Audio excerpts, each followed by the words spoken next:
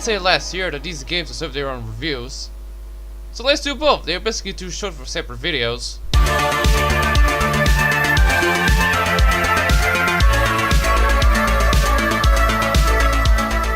Since I only covered the last 4 entries of the first era, it's time to review the first 2 Need for Speed games.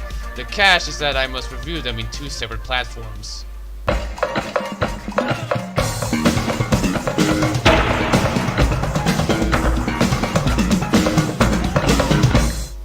A 3DO game? But I don't have the console! There's always emulation. Nice to see that you're becoming less of a class trader.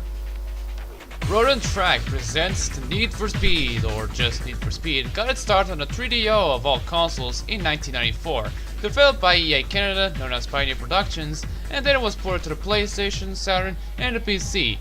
But I'll be looking at the original version as this is the most different of the rest. Yes, that includes the Japanese exclusive GTR versions. Once you start up the game and skip the intro, you're greeted by this guy. Well, if you did skip that as well. Another warrior comes a-knocking on my hallowed halls. Beyond this is a challenge from which there is no turning back. Yeah, this guy will taunt you, even if you win a race. Okay, alright, so you've done this before. Well, what do you want, a hero biscuit? Why don't you sit your sticky butt back down behind the wheel and let's see you go even faster, Melvin. Asshole. So you get to the main menu and holy crap, this is 90s incarnate. And they say Smash Bros menus suck. Here's how the picture's supposed to represent, and look what it controls. If you want to change cars or tracks, use the shoulder buttons. If you want to go back, you press the stop button. Wait, is this a DVD player? Wait, no, that joke sucks. You can race against one opponent, or against a clock if you so desire. There's 8 cars to choose from, such as Dorito! Machu Jay-Z! Who gives a crap? I drove a Viper, and I survived! My air-cooled engine! Can you please tell us from my dick? And reliability issues. Oh, and there's also a secret car exclusive to the special edition, but I'm not talking about that version. Let's start the race, and every time you start, you must shift your car to first gear whenever you like. So this feels a bit slower than you expect, even if you drive the fastest ones, and the handling feels a bit realistic. There's just one problem though. This is what the official control looks like. Yeah, it's like the PlayStation all over again, except this console predates it. Nevertheless, it controls pretty well, and it feels like driving a big old exotic. Too much throttle on the curb and you speed uncontrollably. There's of course traffic, which is a nuance, especially in coastal and Alpine as the roads are narrow and you got oncoming traffic. Even worse are the cops. Wait, cops? Honda? In the same game? What is this blasphemy? Most of the time you can just zoom away from them, but when there's traffic they'll get you easily. And don't try doing anything funny, because if they pass you, the game forces you to slow down and stop to get a ticket. 3 strikes and you're out. The AI opponent is just a rubber banding mess. You think you're far away from him, but nope. And if you're far behind, there he is! He got stuck in traffic for a while. As for tracks, there's only 3 in this version. City, Coastal, and Alpine. Each track has 3 sections, with the last one only played on the intermediate or pro difficulty, where you must drive with a stick. Well, flappy paddles in this case. The Alpine one is the most complex, especially in the last segment taking place in the summit. It's so curvy, and the snowy curves makes getting out of them a chore. As you can see, all the tracks are just sprint races. Now I know what you're thinking. Hey, that reminds me of the old test drive games. You know, the really old ones? Hell, even has a live system for some reason. Yeah, that's because some of the developers of those also work on this, including Don Matrick. Yes, that Don Matrick. Fortunately, we have a product for people who aren't able to get some form of connectivity. It's called Xbox 360. Right. 2013 was a really weird year for games. You maniac! As for descriptions, it's just a short audio clip and the specs of the car you're looking at. And also a short music video of it.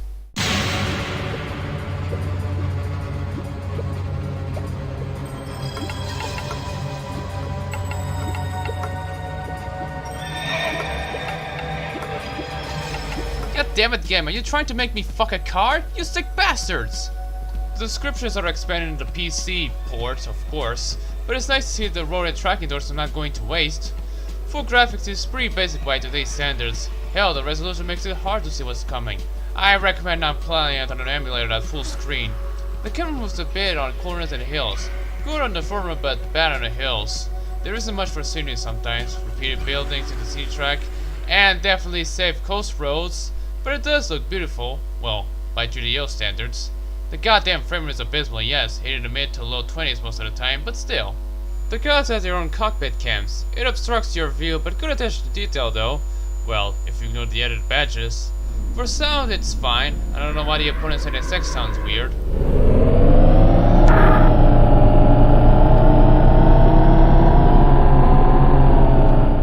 As for music, it only plays on the menus, and they sound pornish. In short, it's alright. While it is a bit realistic, yet it lacks some content, I recommend getting the PC version, especially the special edition. It may not have this guy, but at least the sick car videos are mostly intact. More than you bargained for? Too real for you? If I were you, I'd keep this little episode quiet. Fun fact, the guy who played him died of cancer sometime early this decade. Wait, that wasn't fun.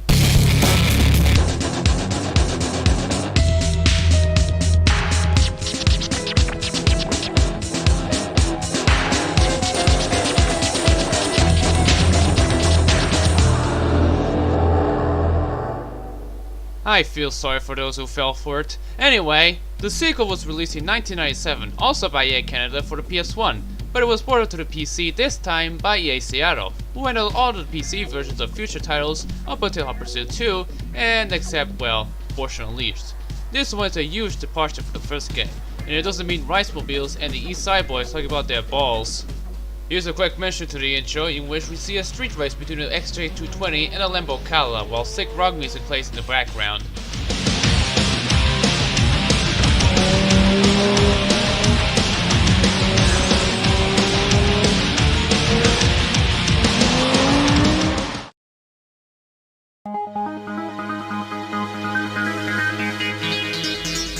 Now this is way better. Sure, the ports of the first game fixed that issue, but this one is much delightful. It's not confusing, it's really simple. And holy crap, I can change the color of the cars this time! In this version, there's 12 cars you can choose, like the exclusive Nasky C2, Mustang Mach-3, and the F355. Yeah, some of the cars are either concepts or really rare to find, like the Commendatori. It doesn't even have a video, but that's to be expected. I have a complaint though. How come the Elise GT1 is a Class A car when the specs just reeks of Class B? Shouldn't the XJ220 be a Class A car instead? There's also 3 secret cars exclusive to this version as well, like the ultra-fast FZR 2000, making the car list 15 in total. You can either unlock them by completing tournament mode, or just type these codes on the main menu. Hell, you can even drive the traffic cars, or even props! The game has 3 driving modes, Arcade, Simulation, and the SC exclusive Wild. Arcade is, well, arcadey of course, where you drift by braking and steering, and it keeps drifting until you go to the opposite direction. This one is just trash to me. It's not as bad as the earlier Ridge Racer games, but it screws with your expectations. What I do is brake until I reach the corner, release the brake button, and then steer. Don't do it just right after you release. I think my controller has input lag and probably be just me, but still. Simulation is a bit more realistic when you can feel the weight of the car, you get wheel spin when trying to recover, and it feels easy to drive. I won't recommend it if it weren't for Wild. This is the best one as it fixes the weird drift physics from the arcade driving mode. As for traffic, they only appear when you race alone or with just one opponent. And there's also no cops, thank God. The AI can just fuck off. If you're driving with them on the hardest difficulty, be prepared for pit maneuvers and extravagant crashes. For tracks, oh god, the tracks. Scenery wise, they're so absurd, like lava temples, big drops, racing in Nepalese mountains, the works. It really stands out from the other games for sure, but that doesn't stop them from being infuriating to race. I like some tracks like the Outback and the Mediterranean, but then you have others like Pacific Spirit and North Country, in which there are sudden sharp corners. Fucking sudden corners where you have to slow down immensely alongside invisible walls that shouldn't be there! It's even worse if you're driving arcade physics. No, I don't want to drift! At least it's a shortcut for the former. Then there's the SC exclusive Last Resort with that cave tunnel. My god, what madness am I witnessing? And then you have Mystic Peaks. Slow ass turns in the caves and a freaking bump at the end of the bridge which can catapult you out of the track if you don't slow down. And this is the longest track in the game and I hate it. Thankfully, the secret track is better, called Monolithic Studios. Even with a drop at the city section, it's really enjoyable, and it's very fast, coupled with some nice scenery. You unlock it by beating the knockout mode, or just tapping Hollywood in the main menu. For the card descriptions, it is very detailed, not only including mechanical stuff, but also the history of a brand and a slideshow, as well as the music video.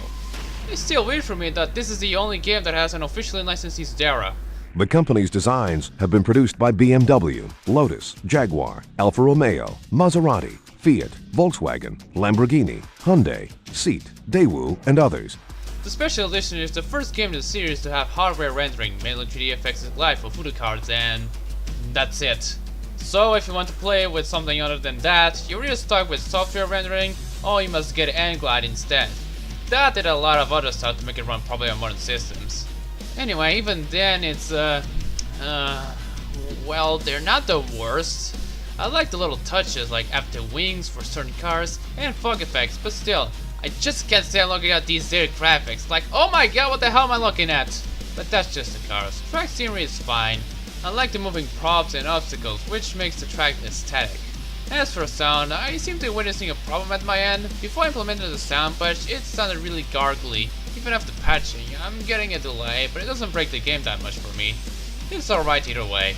Music is really great to be interactive. It changes tone and intensity when you enter a section or get first place respectively. This has been carried over to Hot Pursuit with much improvement.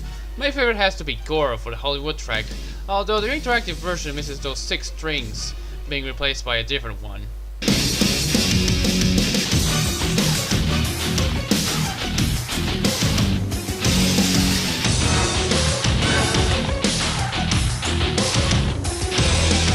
The runners-up for me are Hailing Ass, Feta Cheese, Heiner Klang, and Kanchen Junga.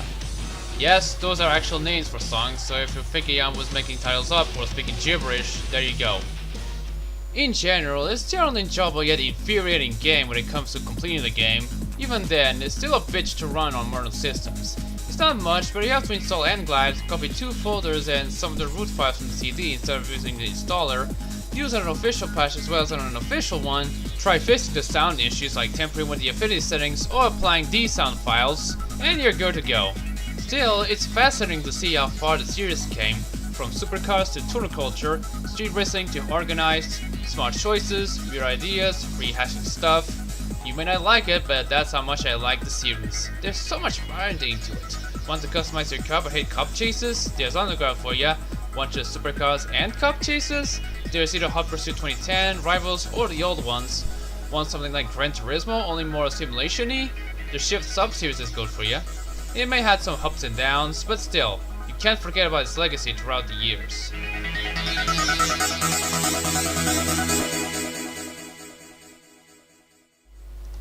Well, I hope this here will be as novel as it can be.